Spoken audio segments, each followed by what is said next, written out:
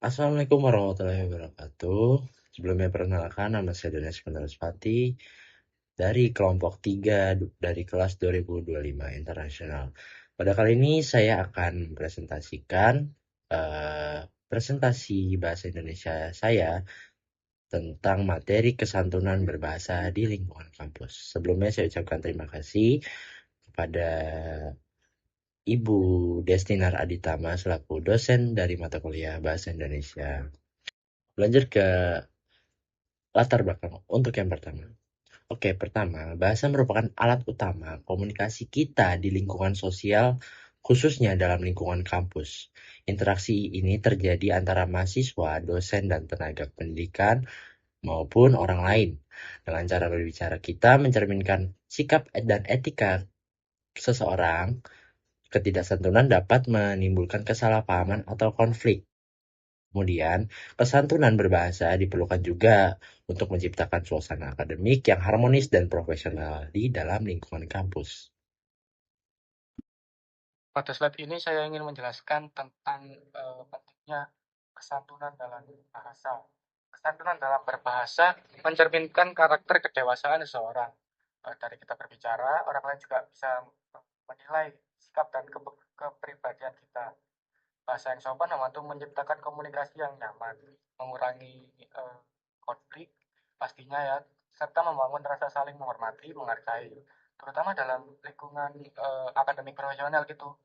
Kesantunan juga menunjukkan sikap profesional dan empati terhadap orang lain.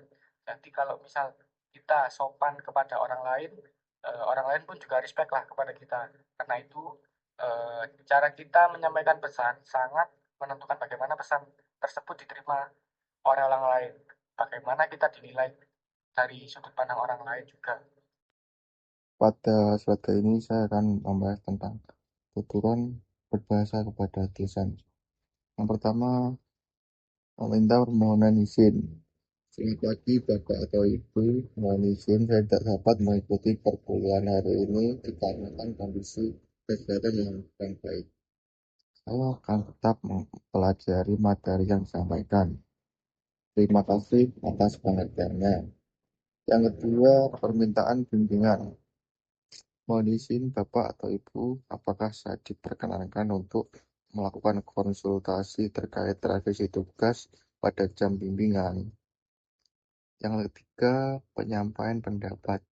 Izin menyampaikan pendapat Bapak atau Ibu berdasarkan pemahaman saya, konsep tersebut berkaitan dengan titik-titik. Mohon koreksi apabila terdapat kekeliruan.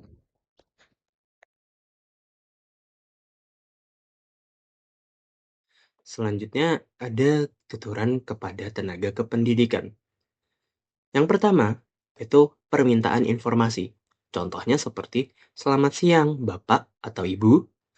Mohon informasi mengenai prosedur pengurusan surat keterangan aktif kuliah. Yang kedua ada permohonan bantuan administrasi. Contohnya, permisi, saya ingin memohon bantuan terkait perbaikan data pada sistem akademik.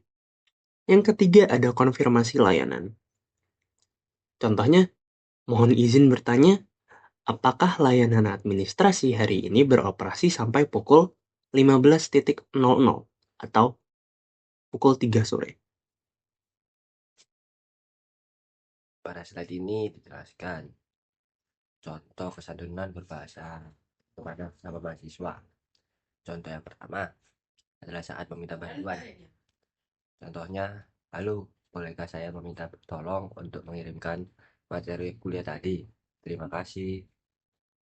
Kalimat ini menunjukkan sikap sopan karena menggunakan kata bolehkah di awal dan terima kasih di akhir setelah pertanyaan. Yang kedua adalah dalam diskusi kelompok.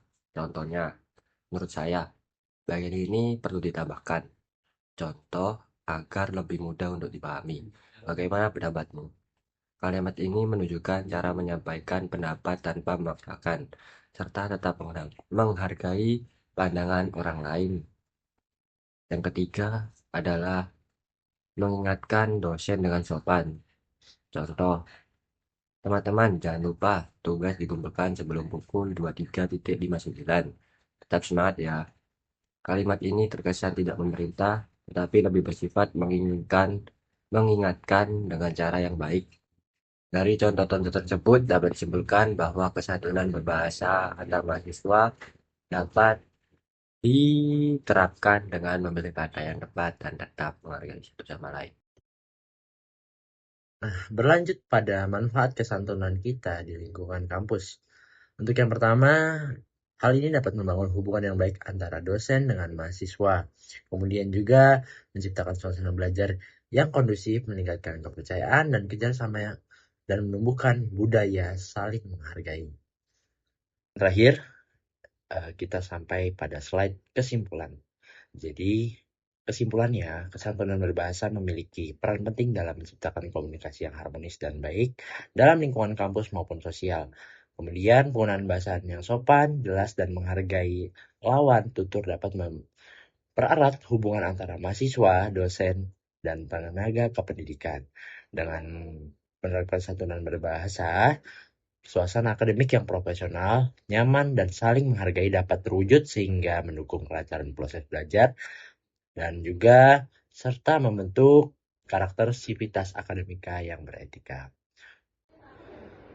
Pesan singkat dari saya untuk yang terakhir, mungkin saya juga menerapkan hal-hal ini dalam kehidupan sehari-hari, yaitu dengan cara selalu mengucapkan yang pertama, tolong, maaf, dan terima kasih. Itu saja dari saya.